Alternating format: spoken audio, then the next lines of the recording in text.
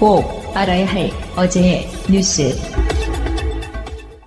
문재인 대통령과 일본의 아베 총리, 중국의 리커창 총리는 내일 일본 도쿄에서 제7차 한일중 정상회의를 개최합니다. 지난 2015년 11월 서울에서 개최된 뒤 2년 반 만에 재개되는 내일 정상회의에선 3국 공동선언과 함께 판문점 선언을 지지한다는 내용의 특별 성명을 채택할 계획입니다. 한반도의 완전한 비핵화와 항구적 평화 정착을 담은 판문점 선언을 지지하는 특별 성명이 채택될 예정입니다. 이 선언문과 성명에 CVID, 즉 북한의 완전하고 검증 가능하며 불가역적인 비핵화라는 표현은 포함되지 않는 것으로 파악됐습니다. 내일 회의에서는 비핵화를 위한 공조 방안뿐 아니라 환경, 경제 문제에 대한 3국 협력 방안 등도 주요 의제로 다뤄질 예정입니다. 한국 대통령으로 6년 반 만에 방위를 앞두고 있는 문재인 대통령은 일본 요미우리 신문과 인터뷰를 가졌습니다. 문 대통령은 남북 정상회담에서 완전한 비핵화에 대한 김정은 위원장의 의지를 확인했다며 북미 정상의 통큰 합의로 이어지길 기대했습니다. 그러면서 비핵화 목표의 달성을 위해선 한미일 공조는 물론이고 북한의 체제 보장을 위한 북일 관계 정상화가 중요하다고 역설했습니다. 문 대통령은 내일 아침 도쿄에 도착해 한일중 정상회의를 갖고 이어 일본 아베 총리, 중국 리커창 총리와 연쇄 단독회담을 가질 예정입니다.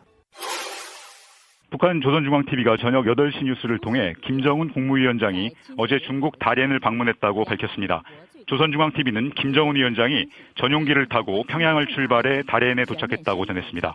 북한 고려항공기가 포착되는 등 북한 최고위급 인사가 방문했을 가능성이 제기된 가운데 김정은 위원장의 방중이 공식 확인된 겁니다. 김정은 위원장은 오늘 오후 평양으로 복귀한 것으로 전해졌습니다. 김정은 위원장의 방중은 지난 3월 말 이후 40여일 만입니다. 김정은 위원장의 방중에는 리용호 외무상과 김여정 노동당 부부장, 김영철 통일전선부장 등이 수행했습니다. 김 위원장은 시진핑 중국 국가주석과 어제 회담을 한 것으로 전해졌습니다. 김정은 위원장은 한반도 정세 흐름과 발전 추이에 대해 시진핑 주석과 심도 있는 논의를 했다고 조선중앙TV는 전했습니다. 시진핑 주석은 경제 강국을 만들겠다는 북한의 새로운 노선을 지지하며 김정은 위원장이 사회주의 경제 건설에 승리할 것임을 확신한다고 말했습니다. 회담이 끝난 뒤에 김정은 위원장을 위해 시진핑 주석이 성대한 연회도 연 것으로 알려졌습니다. 김정은 위원장의 다롄 방문은 북미 정상회담을 앞두고 중국을 확실한 아군으로 확보해 대미 협상력을 높이겠다는 의도로 보입니다. 꼬리에 커다란 별 모양이 선명한 이 비행기, 참매로 불리는 김정은 위원장 전용기입니다. 지난 2월 김여정 특사도 이 전용기로 방남했습니다. 김정은 위원장 전용기가 남쪽이 아닌 해외 방문에 활용된 건 이번이 처음입니다. 최룡해가 김정은의 특사로서 2013년에 베이징을 방문했을 때 같은 경우에는 전용기를 사용한 것은 아니고 그때 이제 고려항공 특별기를 활용했어요. 현재까지는 남한을 방문했을 때만 활용됐다라는 것이죠. 특히 북한 최고 지도자는 그동안 중국을 오갈 때 극도의 보안을 위해 왕복 이틀이 걸리는 전용 열차를 이용했습니다. 지난 3월 말 극비리에 진행된 김 위원장의 베이징 방문에도 전용 열차가 이용됐습니다. 7년 전 김정일과 같은 방식이라 북중 교류가 여전한 비밀주의에 머물고 있다는 지적이 나왔습니다. 그러나 이번엔 김정은 위원장이 전용기로 방중했다면 정상국가 지도자로서 이미지 구축도 감안한 걸로 보입니다. 또 북한발 항공기에 대한 화물 수색 등 대북 제재가 여전한 상황에서 북중 간 밀착을 과시하는 거란 해석도 있습니다. 포괄적으로 유엔 안보리의 미국의 독자 제재에 해당될 수 있기 때문에 제재 이런 부분에 대해서는 모두 중국이 책임진다. 그러한 하나의 조건 충족되기 때문에 간 것이 아닌가 저는 그렇게 보죠. 지난 2월 평창올림픽을 계기로 북한 고위급 대표단이 전용기를 타고 올 때 우리 정부는 미국 등 국제사회에 사전 양해를 구했습니다. 트럼프 대통령의 예고 뒤 나흘째 북미 정상회담 날짜와 장소에 대한 공식 발표는 나오지 않고 있습니다. 대신 트럼프 대통령은 내일 이란 핵협정에 대한 결정을 발표할 거라며 예고편을 추가했습니다. 2015년 체결된 이란 핵협정은 이란이 핵무기 원료를 15년 동안 생산하지 않는 걸 전제로 미국을 포함한 주요 6개국이 경제 제재를 푸는 내용입니다. 하지만 트럼프 대통령은 검증이 불가능한 사상 최악의 협상이라며 탈퇴를 시사해왔습니다. It's a bad deal. Should have never, ever been made. 미국이 탈퇴하면 마찬가지로 비핵화가 의제인 북미 정상회담에 미칠 영향도 주목됩니다. 미국이 이렇게 약속을 깨면 북한이 어떻게 믿겠느냐는 지적에 트럼프 대통령은 거꾸로 받아쳤습니다. I think it sends the right message. You know, in 7 years, and Iran is free to go ahead and create nuclear weapons. 이란의 사례가 되풀이되지 않도록 북한에게 일괄적인 핵 폐기와 철저한 검증을 다짐받겠다는 메시지입니다. 이란 핵협정 발표라는 변수가 끼어들면서 이번 주 초로 예상됐던 북미 회담 발표는 하루 이틀 더 미뤄질 가능성이 커졌습니다. 방송 중간에 좋아요를 눌러주시면 새날팀들에게 큰 힘이 됩니다. 미리 감사합니다. 트위터가 진짜 언론입니다. 예, 걸어다니는 정치 시사 백과사전 디테일의 제왕 최민희 의원과 깨먹는 시간입니다. 우리 미니 하고 싶은 말 다 해. 전부 다 해. 미니미니 49번째 시간입니다. 어서 오십시오. 안녕하세요. 그러고 보니까 49번째면은 50번째에 가깝잖아요. 네. 가까운 게 아니고 다음에. 그러니까 작년에 이맘때쯤 정권 교체하고 딱 그 시점인 거예요. 그러니까 1년 됐어요. 네, 그러니까. 자, 어서 오시고요. 민주당 디지털 소통위원장이시고 전 남양주 병 지역위원장이십니다. 제도로서의 민주주의가 흔들리고 불타는 일은 이제 없습니다. 민주주의가 밥이고 밥이 민주주의가 되어야 합니다. 오늘 어버이날이네요. 네. 저는 다 돌아가시고 친정엄마 한 분 계세요. 그래서 저랑 같이 사세요. 그리고 우리 엄마는 보물 같은 분이세요. 그러니까 거스르는 일이 없으세요. 자식들을, 세상 일을. 저는 어렸을 때 엄마한테 혼나본 기억이 없어요. 아버지한테 엄청 혼났어요. 종아리도 맞고. 근데 엄마는 진짜 지금도 무슨 일이 있어도 그냥 차분하게 계세요. 그래서 엄마가 이렇게 중심을 잡고 계세요. 현명하시네. 보통은 그렇지 않나요? 엄마들이 잔소리하고 아버지들이 허허 해주지 않나? 딸한테는? 우린 거꾸로예요. 우리 아버지 엄청 무서웠고 오늘 이렇게 생각해 보니까 우리 엄마 아버지가 늦잠을 주무시거나 저보다 늦게 일어나시는 걸 한 번도 본 적이 없어요. 혹시 있으세요? 엄마가 누워있거나 뭐 이런 거. 거의 없죠. 예, 없어요. 엄마들이 그래요. 예, 없고 그리고 너무나 부지런하셨고 성실하셨고 오늘 아침에 엄마 손을 이렇게 보니까 가운데 손마디가 유난히 이렇게 막 굵더라고요. 그러니까 요즘은 세탁기도 있고 냉장고도 있고 그렇지만 어렸을 때 손으로 다 빨래하셨거든요. 그렇죠. 엄마들이. 그래갖고 진짜 손마디가 달았어요. 우리 5 형제니까 5 남매 키우시느라고.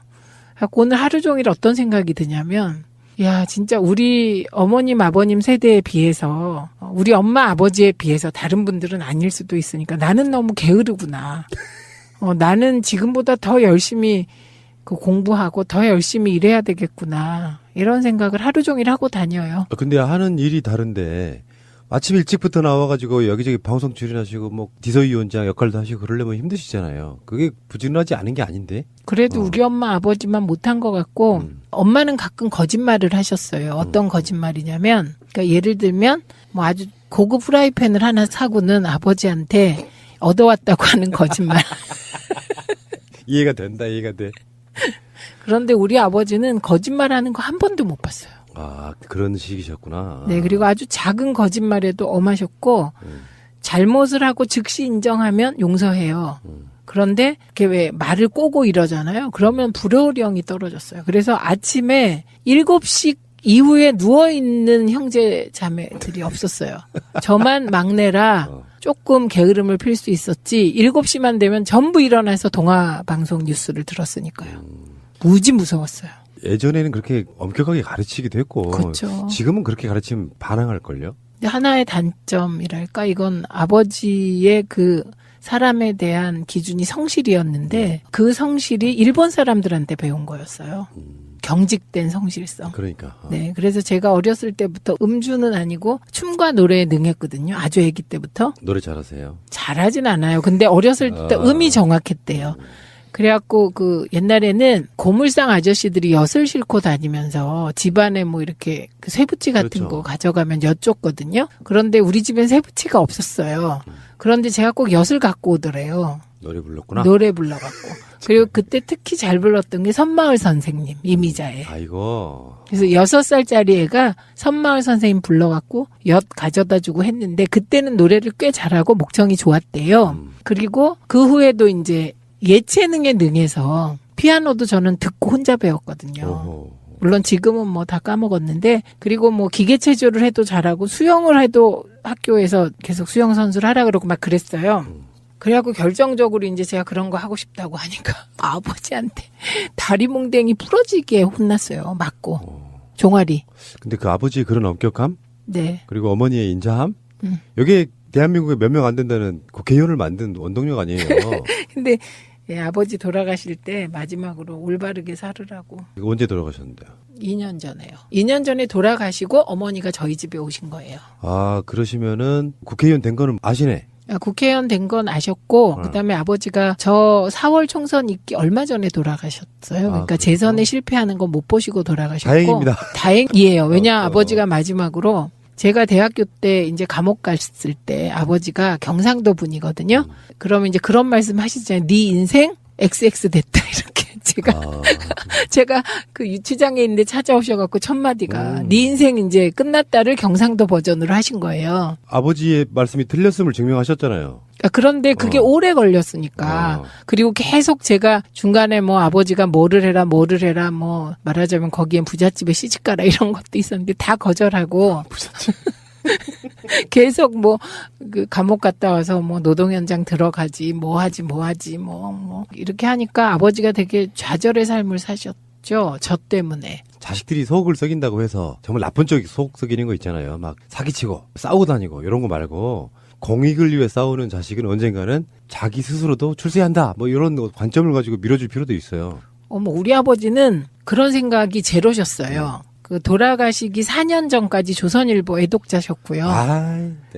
2012년 대선 때부터 문재인이 참 이 사람이 눈이 맑고 바르게 생겼다. 그래서 전향하신 거죠. 그리고 전 진짜 사연이 많아요. 만약에 따님이 내 정치 성향이랑 좀 다른 상황이면 결국은 따님한테 끌려가요. 그게 부모야. 그러는데 몇 년이 걸린 거냐면요. 32년이 걸렸습니다. 그런데 정치적으로 바뀌신 게 32년 걸린 거고 중간에 제가 34살 정도 됐을 때 저희 집안에 되게 좀 안 좋은 일인지 좋은 일인지가 있었어요. 제 사촌 동생이 안기부의 시험을 봤는데 1차, 2차를 다 붙었는데 저 때문에 연좌제가 면접에서 떨어졌어요. 근데 제 사촌 동생은 어렸을 때부터 꿈이 중앙정보부 요원이 되는 거예요. 저희 어렸을 땐 중앙정보부였거든요. 그렇죠. 요원이 되는 거고 저는 꿈이 독립투사 되는 거였어요. 둘이 그랬어요. 근데 아주 친하게 지냈거든요. 그렇게 되다 보니 얘는 평생의 꿈이 저 때문에 좌절된 거잖아요. 그러니까 그것 때문에 집안이 좀 서먹해졌었어요. 사촌까지?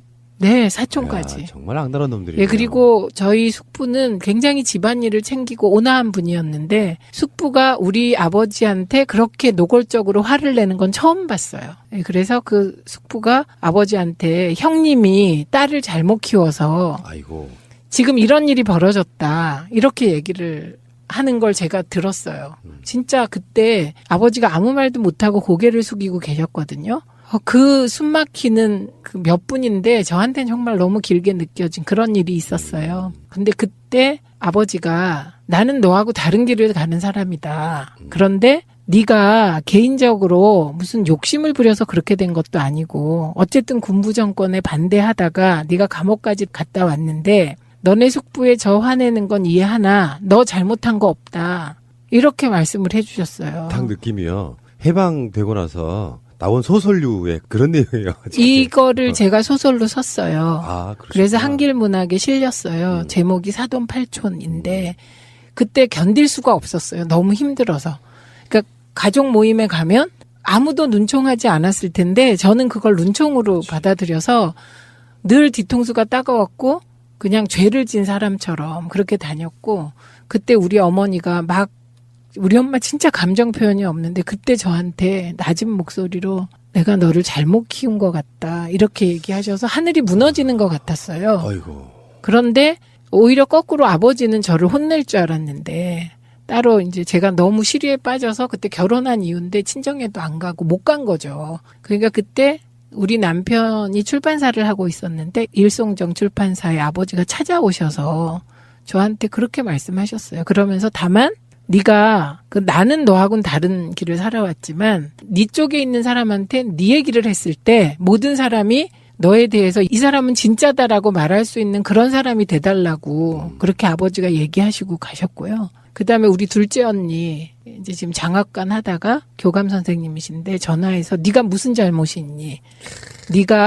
너는 올바른 일을 하다가 그런 건데 이거는 나라가 잘못된 거지 네 잘못 없어. 너 꿋꿋하게 네 길을 가고 너 글 열심히 쓰고 그리고 너 언론운동 열심히 하면 돼. 이렇게 우리 언니가 격려를 해줬고요. 우리 남편은 그 얘기를 듣더니 아니 당신의 숙부님은 그렇게 당신이 자랑하더니 역사의식이나 정치의식이 그렇게 없어? 그러면서 화를 버럭 내는 거예요. 최민희 의원님은 역사의 한 획을 그으신 거예요. 최순실 국정농단의 시작점이기도 했고 네. 아니 이순신 장군이든 세종대왕이든 어떤 사람들도 가까이서 보면 어떤 오점이 없겠어요? 가족 간의 관계에 있어가지고 실제로 주위에 보면요 가족 사이에 관계 안 좋은 가족들이 진짜 많아요. 돌아가시기 전까지 뭔가 그것들 감정들이 풀리고 돌아가시면 별 문제가 안 되는데 그 감정이 안 좋은 채로 그냥 왜 가족들 형제 사이가 나빠가지고 아예 평생 안 보는 사람도 있잖아요. 제가 지금 이 얘기를 이렇게 하니까 이게 공개적으로 이렇게 하니까 푸나님 앞에서 뭔가 제 가슴에 맺혀있던 게 풀리는 느낌이 지금 우리 민이 하고 싶은 말 다 해. 네 그런 느낌이 들고 실제로 그 이후에 제 사촌 동생은 시리와 좌절에 빠져 있다가 유학을 갔어요. 그래갖고 유학 갔다 와서 지금까지도 아주 중요한 일을 잘하고 있습니다. 예, 그래서 되게 감사하게 생각을 하고요. 이 얘기를 하게 된 건 그래서 돌아가실 때 우리 아버지가 마지막에 저에게 엄마에 관한 거 하나를 부탁하셨고요. 저에 대해서는 그러니까 저는 아버지한테 인정받는 게 제 한 과제였거든요. 아버지가 저의 삶을 싫어하셨어요. 그냥 순하게 언니들처럼 선생님이 되거나 뭐 이렇게 하지 그렇게 감옥까지 가고 내 가슴에 못을 박고 뭐 이런 식이었거든요. 저 감옥에 있을 때 매일매일 우셨거든요, 아버지가. 근데 돌아가시기 전에 그렇게 말씀하셨어요. 네. 막내 너를 오래 지켜봤다.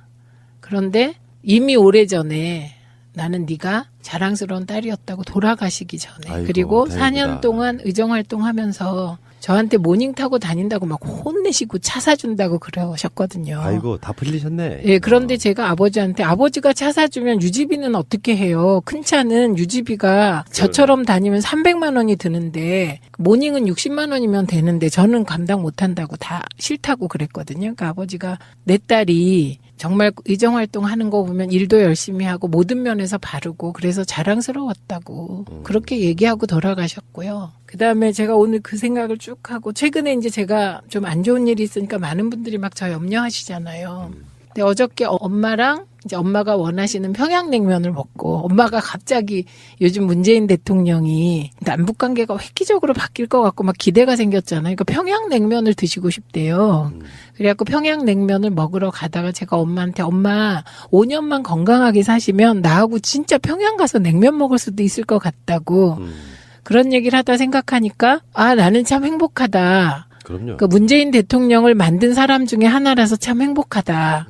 문재인 대통령하고 같이 정치를 시작했고 내가 애초에 정치를 시작한 이유가 문재인 대통령 만들기를 위하여 정권 교체해서 나라 잘 만들어 보자 이런 취지로 문성근 선배의 꼬드김에 빠져가지고 저는 일도 생각이 없는데 문성근 선배 쫓아서 국민의 명령하면서 정치를 결국 하게 된 거잖아요.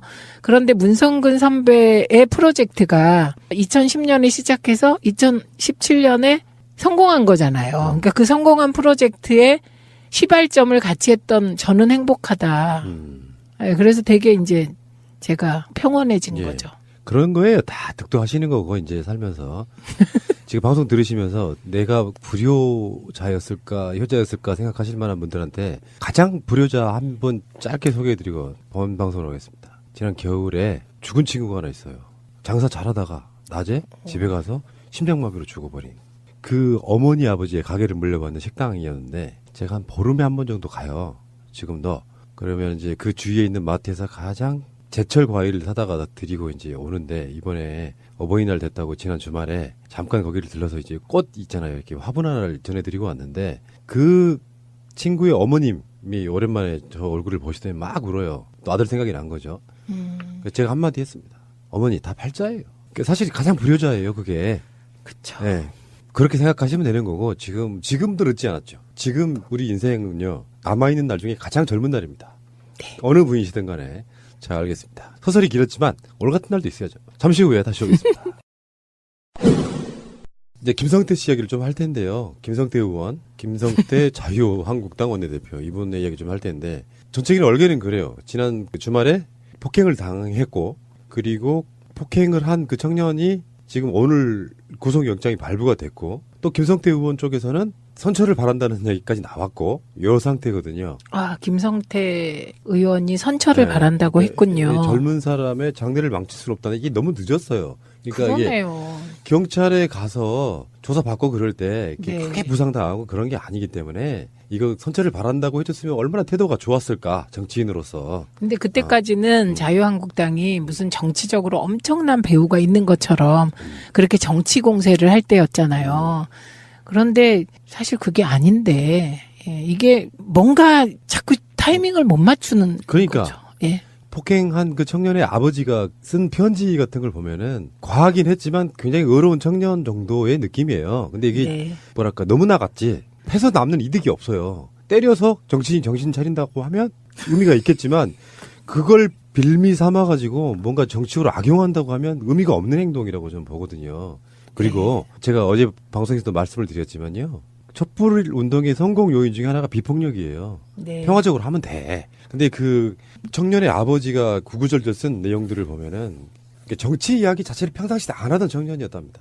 네. 그럼에도 불구하고 이 청년이 최근에 이제 그 남북 화해 무드 속에 감동을 받은 거예요. 빨리 통일됐으면 좋겠다. 네. 그 과정에서 지금 자유한국당 국회의원들, 정치인들이 저러고 있으니까 좀 분노했던 측면이 있었던 것 같고요. 근데 왜 이 청년의 구속영장 청구할 때의 사유, 검찰이 정치인에 대한 폭행은 엄중하다. 뭐 이런 표현은 그거하고 도주의 우려가 있다. 근데 그게 적당한 표현인가요? 그 부분에 대해서 이 아버님이 한 얘기가 있잖아요. 폭행을 한 거는 아들이 잘못이 맞다.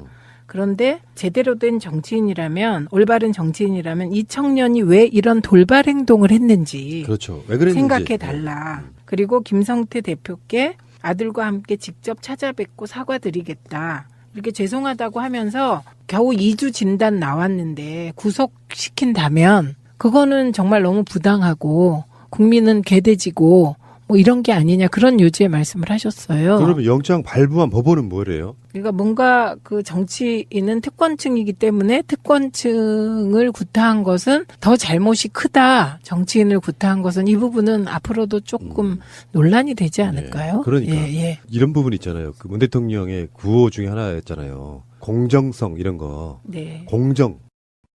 더 많은 분들이 들을 수 있도록 하트 꼭 눌러주세요. 손잡고 실갱이를 하다가 손톱으로 이렇게 피부가 살짝 긁히잖아요. 이것도 진단 2주예요. 스크래치가 났어. 네. 그게 2주예요. 그러니까 2주에 구속영장 발부하는 사유는 사실 일반인 같으면 없어요. 근데 그게 김성태 원내대표를 폭행했다, 쳤다. 그것 때문에 발부된 거잖아요. 영장이. 그러니까 검찰이 영장을 청구할 때 정치인에 대한 폭력 행위는 엄중하다 이런 뉘앙스를 풍겼는데 굳이 그건 필요가 없는 말 아닌가 싶어서 제가 드리는 말씀이에요. 그냥 다른 이유를 대면 되지 정치인을 폭행했기 때문에 구속영장을 청구한다.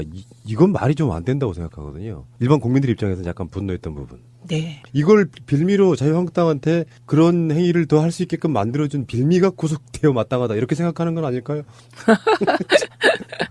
근데 오늘에 있어서 웃기게 만들었던 부분은 뭐냐면은 특검을 안 받으면 단식을 중단할 거다. SNS상에 굉장히 회자가 된 측면이 있잖아요. 그러니까 이게 저는 거꾸로인 줄 알았어요. 여기 뒤에 말이 하나 더 있죠. 그러니까 단식을 중단하고 국회를 완전히 접을 거다. 이건데 언론들이 이제 뒷말을 좀 자르고 이야기하니까 그렇긴 한데 특검을 받아도 중단할 거고 안 받아도 중단할 거면 의미가 없는 말이잖아요. 논리적으로는. 네. 그리고 일단 특검을 놓고 단식을 이렇게 하는 것 자체가 좀 무리하죠. 우리가 농성도 많이 해보고 19대 때 해봤지만 할 때는 과감하게 하는데 접기가 참 힘든 게 맞아요. 출구가 예. 없을 때가 가장 난감하죠. 예, 강경투쟁이거든요. 그리고 지금 이 드루킹 특검 같은 경우는 처음에 자유한국당이 조건부 특검이었어요. 이 특검을 받으면 추경은 뭐 하겠다, 뭐 이런 식이었거든요. 그런데 민주당이 조건부 특검을 받겠다고 하니까 조건 없는 특검으로 또 입장이 바뀐 거거든요. 그래서 이걸 지켜보던 노회찬 원내대표가 이거는 특검이 목표가 아니라 판을 좀 파국으로 몰고 가는 게 목표가 아닌가 자유한국당이 이런 얘기를 할 정도였거든요. 그리고 제가 자유한국당이 발의한 특검법 제목 보고 놀랐습니다. 저만 놀란 게 아니고 저와 함께 방송 토론을 진행하는 보수 패널도 막 웃더라고요. 뭔데요? 예, 갑자기 토론회를 하다가 막 웃는 거예요, 상대방이. 그래서 제가 왜 저러지? 그랬더니 웃는 이유를 설명하는데 어처구니가 없어서 웃는다. 그 특검법 내용 앞부분이요. 더불어민주당 당원 등의 대선 댓글 조작과 따따따예요. 그러니까 대선 때 마치 무슨 대선이 엄격한 부도덕한 조작인 듯한 그걸 전제로 하고 한 거더라고요. 그러니까 당연히 우원식 원내대표가 그냥 드루킥 인터넷 댓글 조작 특검 이렇게 중립적으로 가자 이렇게 나오게 된 거죠. 그러면 결론이 이미 타이틀에 나와 있는데 특검을 왜 해? 그렇게 규정 지으면 되죠. 그렇죠. 그러니까 대선 불복이냐 이렇게 얘기를 안 할 수가 없더라고요. 그러니까요. 실제로 그 제목만 보면 대선 불복적 요소가 충분히 있고요. 그리고 지금 이어져서 계속 얘기가 나올 텐데 자꾸 그 드루킹과 매크로 관련해서 언론이 헷갈리게 하면 곤란합니다.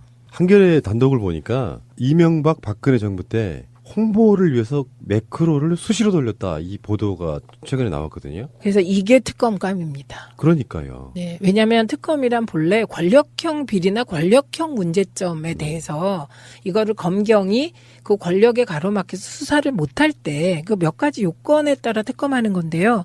드루킹 건은 권력형 문제가 드러난 게 없습니다. 지금 의혹밖에. 예, 그래서 오히려 저는 지금 오늘 한겨레 신문이 일면에서 특종한 건데요.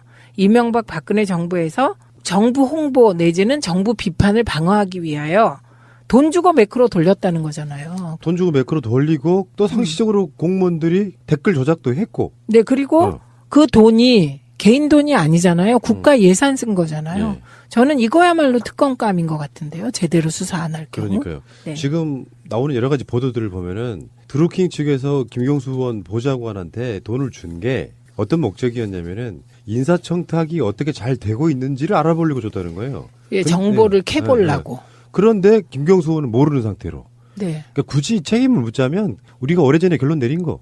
결국은 보좌관 자체가 드루킹 쪽과 뭔가 연관이 있을 수는 있으나 김경수 의원 자체는 전혀 어떤 그걸 지시했다든지 그걸 뭐 사주했다든지 돈을 주고 뭔가 하려고 했다든지 그런 정황들이 전혀 없다. 이 관점에서 보면은 이게 특검 사안인가 정치적 어그로를 위한 용도지 파서 뭐가 얼마나 나오겠습니까? 근데 지금 핵심이 지금 자유한국당 등이 낸 특검법의 제목을 더불어민주당 당원 등의 대선 댓글 조작과 점점점 이렇게 나간다고 했잖아요. 이건 어떻게 해서든지 대선 때 댓글 조작이 있었고 이것이 더불어민주당과 연관되어 있다. 이걸 암시하려고 하는 거거든요. 그리고 더 나아가 문재인 대통령이 답하라 이렇게까지 한 야당에서 얘기를 했더라고요. 이게 이제 완전히 그 머릿속에 상상의 누각을 쌓아놓고 한 발 한 발 나가는 건데요. 이 드루킹이 대선 때 댓글 조작이라고 표현하지만 댓글 의견을 조직적으로 달았다. 이거 문제 안 됩니다. 예, 그러니까 지금 언론들이 보도할 때 좀 가르마를 잘 타야 되는데 마치 이제 오늘 나온 보도 중에 하나 보면 2018년 1월 17일부터 뭐 18일까지 또 매크로로 조작한 게 나왔다. 막 이렇게 막 그래, 몇만 건 나왔다 막 이렇게 얘기를 하잖아요. 근데 이게 2018년 1월 중순 이후입니다. 이후 매크로를 사용한 건. 그리고 2017년 대선 5월 대선 이전에 댓글 조작을 했다. 그런데 이게 매크로 사용 정황은 아직 안 나왔다가 경찰 발표예요. 그런데 지금 이거를 놓고 마치 그 대선 이전부터 매크로 조작을 한 것처럼 막 이렇게 언론이 매크로 이용과 그냥 댓글 단 거를 구별하지 않고 이렇게 보도하는 거 있잖아요. 이거부터가 왜곡입니다. 왜곡. 그들은 상시적으로 조작을 해요. 언론은. 그리고 또한 이게 이제 또 기자들이 혹시 대선 때도 드루킹이 매크로를 사용했을 수 있으니 이 특검에서 그것도 살펴야 한다. 이게 뭐가 그러면 그럴 것 같다. 그러면 다 특검해야 됩니까? 그럴 것 같다 이러면. 그리고 만에 하나 드루킹이 만약에 대선 전에 매크로를 돌렸다고 합시다. 그렇더라도 드루킹이 매크로 돌린 거 그거를 우리가 지시해야 했습니까? 알지도 못했는데. 드루킹 논란이 났을 때 우리가 만든 용어가 있죠. 뭐가 아쉬워서? 그러니까요. 그때 그럴 필요가 없었습니다. 그리고 민주당은 추미애 대표가 당대표 되면서 디소위 조직을 전국적으로 당원들로 튼튼하게 꾸렸기 때문에 이런 식의 매크로 조작을 할 필요가 없었습니다.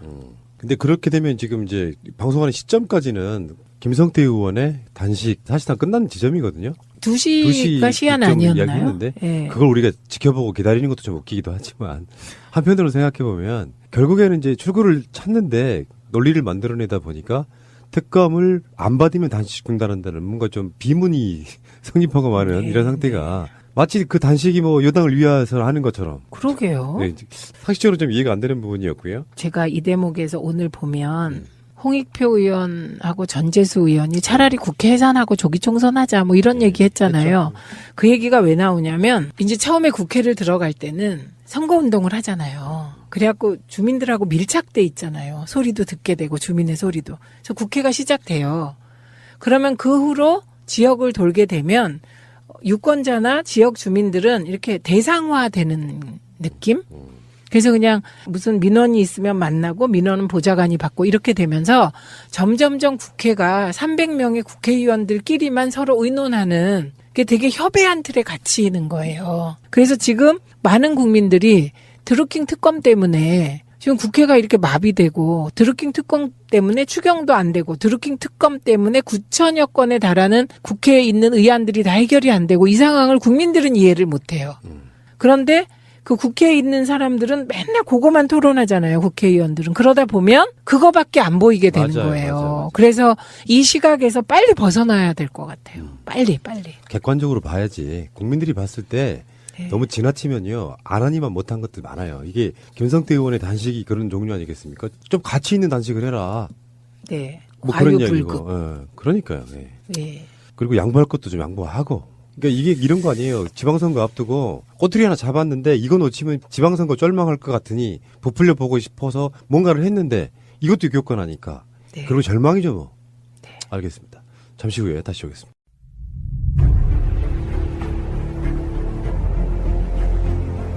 국민들은 국가의 존재 이유가 무엇이냐고 물었습니다. 어려울 때 국가가 든든하게 지켜주고 있다는 믿음을 주어야 합니다. 그것이 국가의 존재 이유입니다. 요즘 언론들의 그 헤드라인 중에 이런 게 있어요. 지방선거 후보? 잘 모르겠다. 문재인, 홍준표만 보인다. 뭐 이런 이야기가 나와요. 근데 이게 잘 생각해보면 약간 좀 부족한 모자란 워딩이다. 네. 정당의 사실 대표 당원, 예전 같은 총재나 이런 느낌으로 대통령이 정치를 잘하면 그 수혜를 받는 건 당연하죠. 그렇죠. 여당은 원래 그런 거지. 네. 문제는 자유한국당의 홍준표가 문제인 거죠. 그렇죠. 그래서 심지어 그 김태호, 김경수 두 토론회에서 이 대리전, 그러니까 홍준표, 문재인, 홍준표의 대리전이다. 경남도지사 선거가 이에 대해서 어떻게 생각하냐. 그러니까 김경수는 긍정적, 김태호는 부정적 이렇게 답변을 했다는 거 아닙니까? 김경수 후보는 문재인 대통령의 최측근 인사입니다. 그리고 김태호 후보는 홍준표 대표의 간곡한 요청에 출마했습니다. 이번 경남도지사 선거를 문재인 대통령과 홍준표 대표의 대리전이다. 저는 동의하기가 굉장히 어렵습니다. 그 질문 자체가 오히려 과거로 돌아가자는 저는 이야기라고 생각합니다. 김 후보께서 속한 정당의 대표께서 남북 정상회담에 대한 평가를 잇따라 내놓고 계십니다. 비정상적인 합의다. 김정은과 주사파 간의 합의가 있었다. 위장평화쇼다. 우리 홍준표 대표님께서 좀 표현이 거칠었다.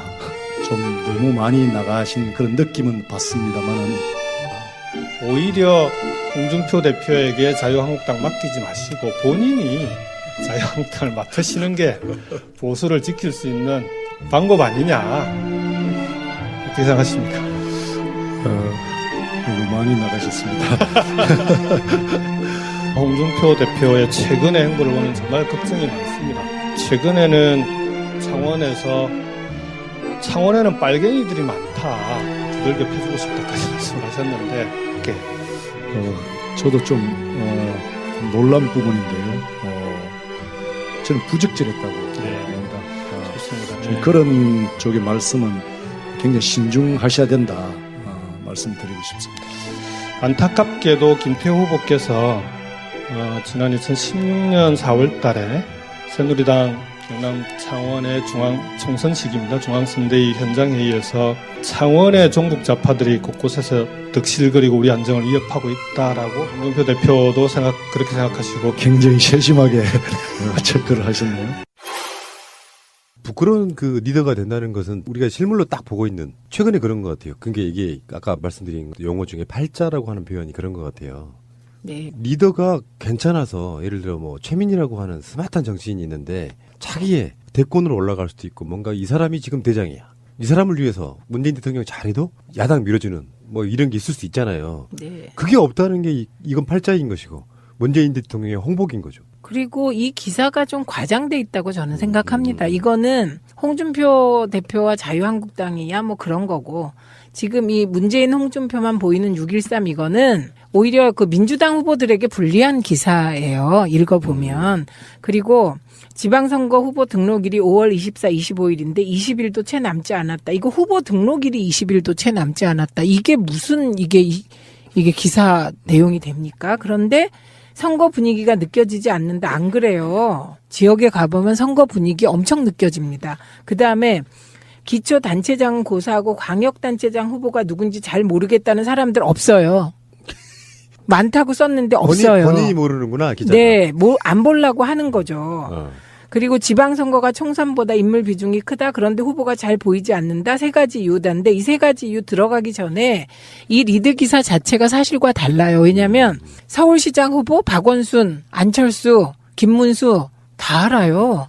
경기도지사 후보 이재명, 남경필 다 알아요. 선거라고 하는 게 결국은 세력과 세력이 싸우는 것이고 네. 그 세력이 잘하는 세력이 있으면 그 덕을 보는 것이고 이런 관점으로 가는 게 맞는 것이 선거의 구조잖아요. 그거를 왜 부정적으로 쓰는지 이해할 수가 그러니까. 없어요. 그러면 그 문재인 대통령이 지지율이 낮아야 지방선거가 뭐 그 후보 보이고 잘 됩니까? 요게 이제 제가 가끔씩 예. 하는 말 중에 반대를 위한 반대를 좀 나아가면 이런 걸 응용할 수가 있어요. 기사를 위한 기사.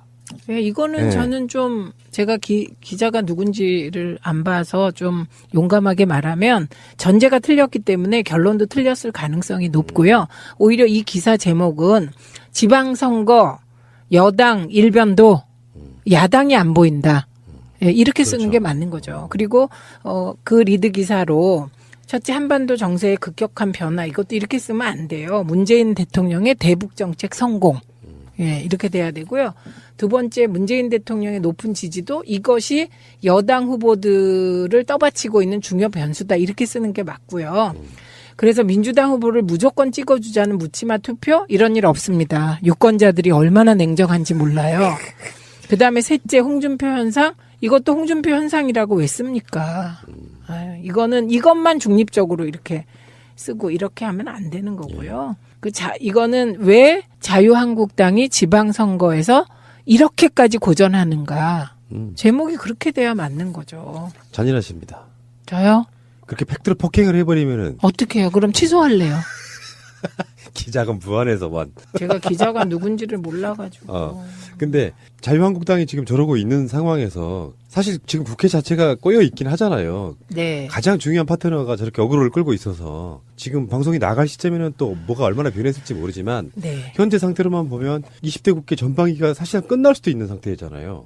네. 며칠만 있으면은 사실상의 공식 선거운동에 돌입할 수밖에 없는 상태까지 왔는데 어떻게 풀어요? 이것 만약에 못 풀면은 국회의원직 사퇴하시는 분들 4분의 사퇴 서를 못 받아준 상태로 선거가 그러니까 국회의원 4사람을 뽑지 못하는 상황으로 가기도 할 것이고요. 그렇죠. 내년 4월에 뽑게 되는 거죠. 청년 일자리 추경도 그냥 물 건너가고. 네. 이제 후반기 국회가 들어서면 그때서야 처리해야 되는 문제가 되면. 많아요. 무려 9천여 건이라니까요. 의안이. 뭐 어떻게 해야 됩니까? 무조건 정상화해야 돼요. 무조건 정상화. 근데 배째나 누워있는 사람이요. 정상적이지 않은 사람은 그 사람을 설득해서 뭔가 한다는 건 사실상 불가능. 네. 그러니까 자유한국당의 지금 구조가 드루킹 특검이라도 해야 이게 직성이 풀리고 지금 지방선거에 도움이 될 거라고 저러고 있는 건데 네. 사실 여당 입장에서 보면 특검 사항도 아니고 여당께서는 또 처리해야 될 또 다른 문제가 있고 그래서 그럴 특검 해봐. 하지만 추경도 같이 해. 네. 지금 그걸 못 받아주고 있는 거 아니에요. 본래 그렇게 주장했던 게 자유한국당인데 조건부 특검을 받겠다니까 조건이 마음에 안 들어. 조건 없애. 지금 이러고 있는 형국인 거죠. 그러면 특검이 사실상 되는 걸 바란다기보다는 특검이라는 걸 통해 가지고 계속 어그로 끄는 게 목표인. 그게 노회찬 대표의 진단이었습니다. 네. 그 이제 지방선거 때 이슈로 우리가 특검을 요구했으나 여당의 반대로 특검이 안 되면서 지금 권력 측근에 있는 이런 비리를 우리가 풀지 못하고 있다. 뭐 이런 거죠. 그렇게 가고 싶은데 그게 안 되기 때문에 사실은 자유한국당도 답답한 그런 상황 같습니다. 그럼 어떻게 해요? 김성태 의원한테 좀 고견 한마디. 그러니까 이거는 무조건 국회 정상화하고 특검 논의하면 돼요. 그러니까 네. 뭔가 이렇게 딱 풀잖아요. 풀면 풀어준 쪽에 좋은 이미지가 가는 게 있거든요. 네. 풀어주길 바랍니다. 그런데 우원식 원내대표가 푼 거예요. 조건부로 특검 받겠다. 민주당은 특검 안 받겠다는 거잖아요. 그 특검이 말도 안 되는 특검이다. 이렇게 얘기하면서. 그런데 양보한 거예요. 대승적으로. 그런데 진짜 언론 보도가 좀 이상한 게 명확히 해줘야죠. 자유한국당의 조건부 특검을 민주당이 수용했다. 그런데 자유한국당이 말을 바꿨다. 이렇게 써줘야 되는데 그렇게 안 쓰면서 상황을 더 꼬이게 하는 거예요. 그 정세균 국회의장도 좀 난감하겠어요. 국회를 정상화 시키려고 노력을 하는데 목에 기부사신 분이 와가지고 기부스가 아니고 뭐라 그러더라? 이렇게 목에 차는 거 있잖아요. 차고 와가지고 이쪽이 피해자 코스프레를 막 하니까 함부로 못하고 지금 정말 유리그릇 다루듯 이렇게 하는 걸 보는데 참 난감하네요, 진짜. 그러니까 8일, 10일, 14일을 마지노선이라고 하잖아요. 근데 8일은 사실 정 의장이 제시한 시한일 뿐이고요. 예, 8일 오후 2시는. 근데 이제 중요한 건 10일 날 우원식 대표가 임기가 만료돼서 새 원내대표가 선출됩니다. 그런데 이게 그 다음 날 선출되잖아요. 그렇기 때문에 별 문제 없을 것 같고요. 그다음에 14일은 진짜 중요한 날이죠. 국회의원 사퇴 시점? 예. 그 4명이요. 예. 지방선거, 도지사 선거에 출마한 국회의원 4명이 14일까지 사퇴가 처리돼야 되는 거죠. 그래야 재선거를 치를 수 있는데 그거를 못하게 되기 때문에 어쩌면 14일 날 출마 의원 사퇴 처리 때문에 뭔가 국회가 열리지 않을까? 예, 이런 기대는 해보게 됩니다. 정치권에서는 여론조사를 굉장히 중요하게 보겠어요. 여론조사를 했는데 드루킹 뭔가 이상해. 막 문재인 대통령 측근이 막 이상한 짓을 한 것 같아. 여론조사를 봤더니 특검 반대가 3분의 2가 넘고 그런 식으로 이렇게 여론이 나오면 난감하겠어요. 그렇게 나오면 난감한데 특검에 대한 여론은 여론조사 기관에 따라 좀 달라요. 어떤 여론은 특검을 하자가 과반이 넘는 여론조사도 있었기 때문에 어떻게 묻느냐에 따라 달라지겠죠. 그렇죠. 예, 그런데 내용을 정확하게 알려주면 이 특검이 필요한가 이게 좀 강할 것 같은데요. 높을 것 같고. 알겠습니다. 어쨌건 좀 답답해 보여요. 여당의 팔자라는 게 있잖아요. 아무리 선의를 갖고 있어도 상대가 호응을 안 해주면 국회의원들 나쁜 놈들 같이 욕먹는 부분이 분명히 있고요. 그리고 계속 이런 식이면 1년 동안 그랬잖아요. 이런 식이면 국회 예산하고 다시 지방선거랑 같이 했으면 좋겠네 진짜. 그거는 사퇴를 하고 사퇴 처리서를 또 처리하고 이렇게 해야 되니까 그건 불가능해도 오죽 답답하면 현직 국회의원들이 나도 출마 안 할 테니까 지금 20대 국회에 들어온 사람들 다 불출마하고 새로운 사람들로 다시 국회 구성하자고 했겠어요. 얼마나 답답하면. 그러니까 최민희 가자. 알겠습니다. 문재인 대통령이 10일이면은 취임 1주년 되는 거죠. 네. 얼마나 숨가쁘게 달려왔으면요. 저는 1년이 진짜 한 3개월 정도밖에 안 된 것 같아요. 그런데 돌아보면 너무 많은 일이 있지 않았어요? 그러니까. 네. 그 사이에 이명박 MB도 구속되고. 그러니까 이게 세월이라는 게 그런 거예요. 박근혜가 구속되고 막 처벌받으면서 아니야. 박근혜는 핵심이 아니야. 이명박이 진짜야.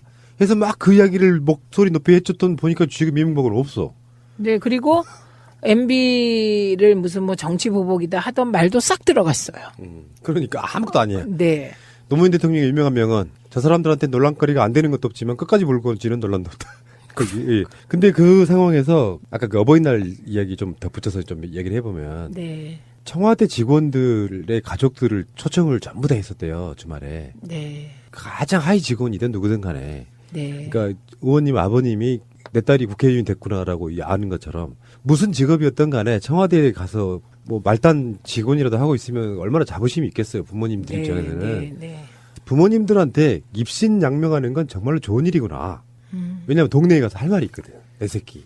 신체 발부는 수지 부모니 불감 회상이 효지시하라. 예. 예. 입신 행도하고 양명 호세함이 효지 종이하란데. 예, 그거에 중간에 뭐가 줄임말이 빠졌는데요. 입신양명이에요. 예. 네. 이분이 저랑 좀 결이 확실히 비슷해요. 우리 문재인 대통령. 축하드려요. 그럼요. 엄청 비슷하죠. 네, 아주 축하드려요. 청취자 여러분 죄송합니다. 뭐냐면은 취임 1주년 뭐 까짓 거 별거 있어? 그냥 간소하게 네. 그냥 간소하게 밥 한 끼 먹고 말란다. 뭐 이런 느낌이에요. 왜 비슷하다고 그러냐면요. 지난달에 우리 방송한 몇 주년 이런 게 지나거든요. 나는 그거에 대해서 방송 언급 자체도 안 해요. 그게 무슨 의미가 있어? 그런 게 뭐 이렇게 중요해? 그런 주의자이기 때문에 취임 1주년이라고 해서 막 거창하게 뭐 하고 이런 거 안 한다. 난 그 점이 제일 마음에 들더라고요.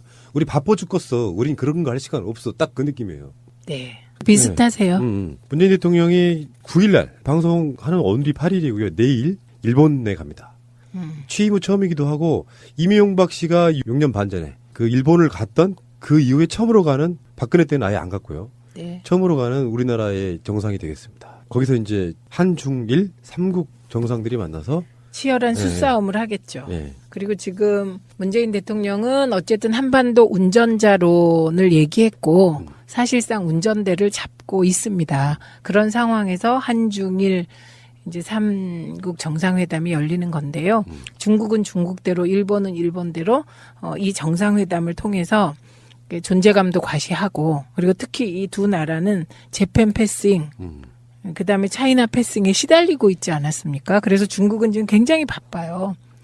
왜냐하면 김정은 위원장이 중국 방문해서 이제 북중 정상회담 하고 그다음에 왕이 부부장이 또 김정은 위원장 만나러 오고 북미 정상회담 전에 북중 정상회담을 갖자고 중국이 제안했는데 북한이 거절했습니다. 요 대목이 되게 중요하죠.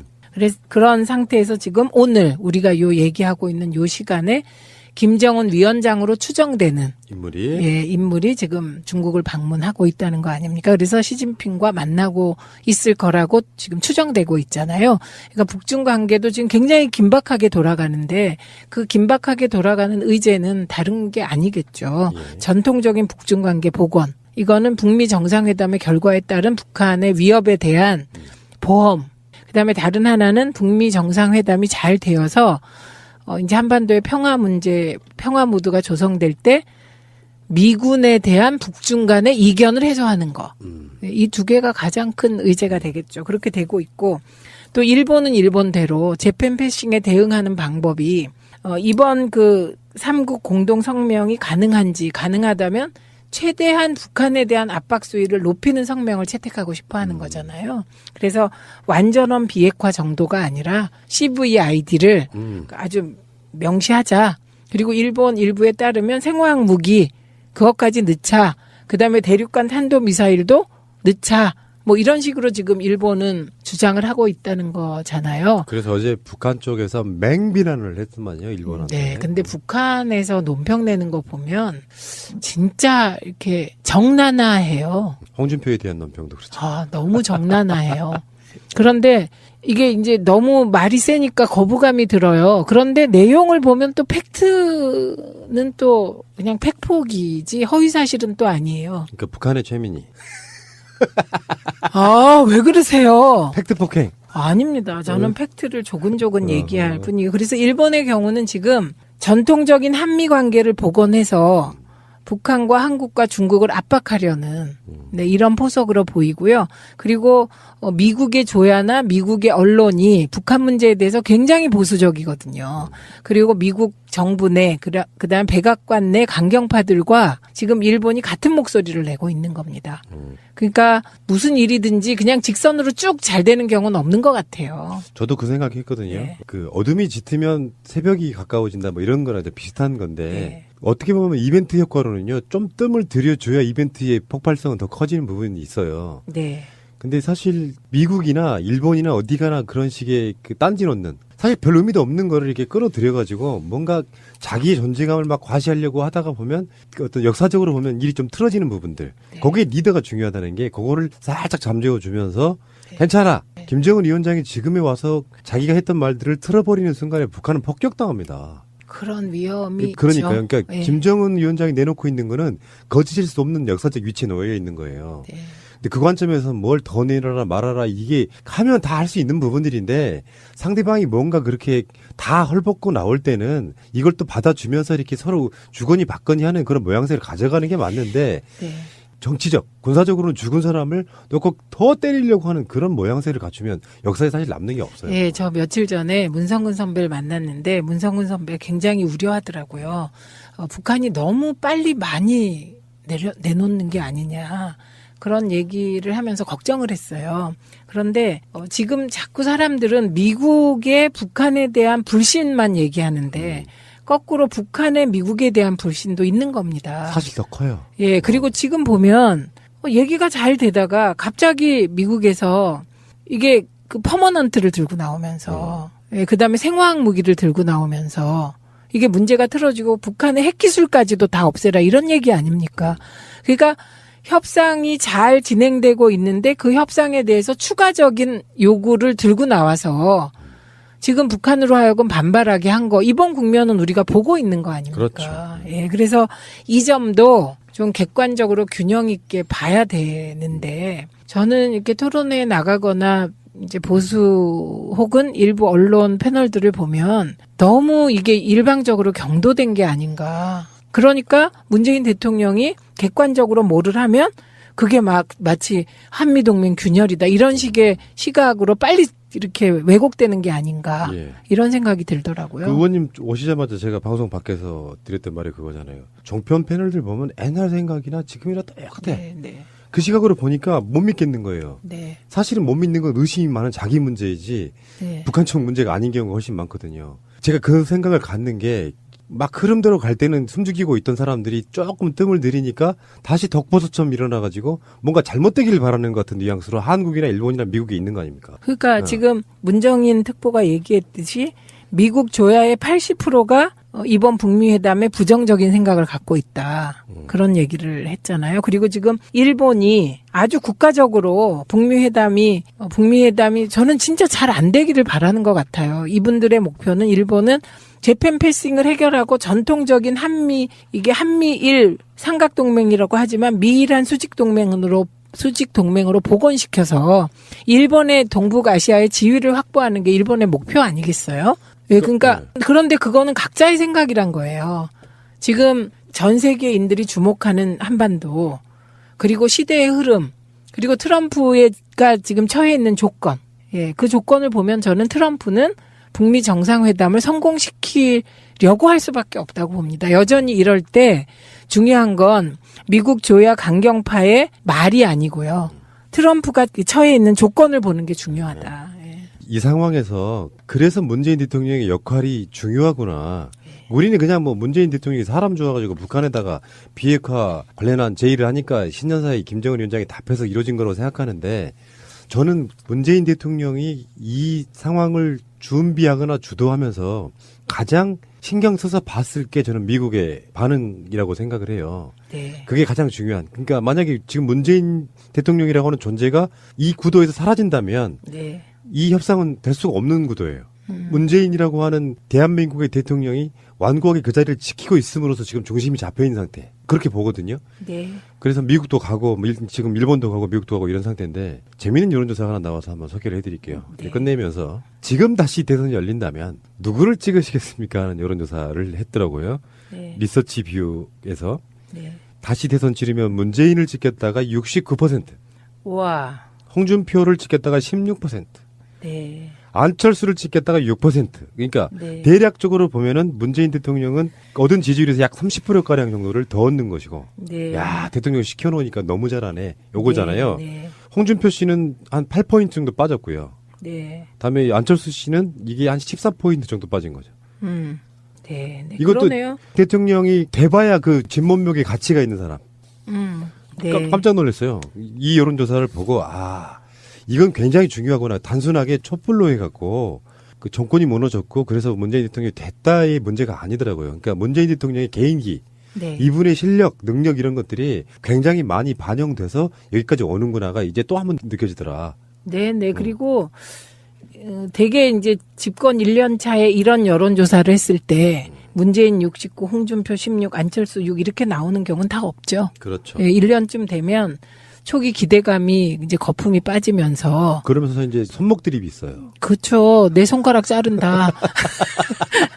내 손목 자른다. 그런 얘기가 일절 나오지 않고 아주 보수적인 어르신들조차 너무 잘한다. 지금 이러고 있는 형국이기 때문에 지금 그동안에 안철수 후보가 특히 뭐 되게 억울해하면서 드루킹 때문에 뭐 대선 뭐 이런 거 있었잖아요. 그래서 당신이 당선됐다는 거예요? 뭐요? 그건 아니고 뭐 이런 거. 네, 뭐 그런 거죠. 그러니까 대선 불복이냐 그건 아닌데 어쨌든 이런 게 지금 사라지게 하는 그런 여론조사 같고요. 저는 요즘 이제 아침에 어르신들 나들이 갈 때 인사하면요.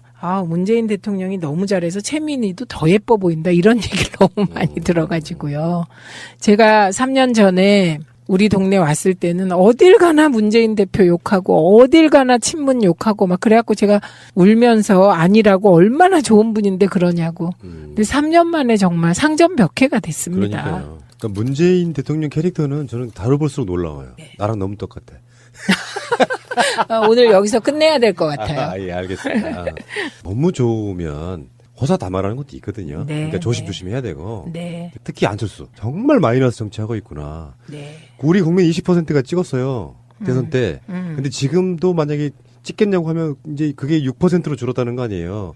나머지 14%는 와, 문재인 홀라. 딱 이런 느낌이잖아요. 네. 이런 사람은 어쩌면 이게 그 여론조사라는 게 추세로 보면 당세 이런 걸 떠나가지고 이제 정계 은퇴 수순을 받고 있는 거 아니에요?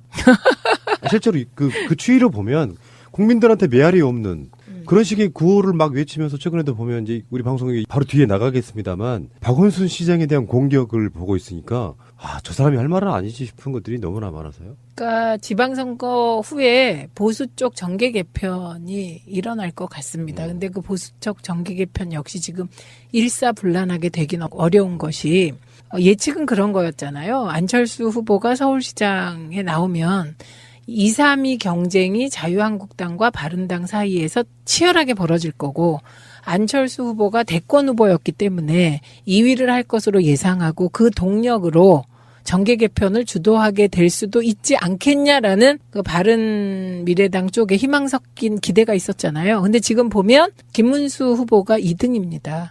그래서 지금으로서는 대선 결과와 똑같이 민주당 1, 자유한국당 2, 바른미래당 3의 결과가 나올 가능성이 요 시점까지는 높다고 보이죠. 그러면 어떻게 될까요? 그러니까 지금 사실 저도 이런 주장이거든요. 지금 이의 싸움하고 있는 거다. 네. 그래서 정계 개편에 축이 되려고 할 거다라고 하는데 네. 그러면 지금 최소한 서울시장 선거가 어떤 결과물의 중심이 될까요? 아니면은 사실 바른미래당은 지금 배출할 수 있는 광역단체장도 한 명 없어요. 네, 원희룡 지사가 지금 그나마 가능성이 가장 높은데 무소속이죠. 근데 지금 오늘 보도 이런 조사 보니까 문대림 후보가 또 앞서 있더라고요.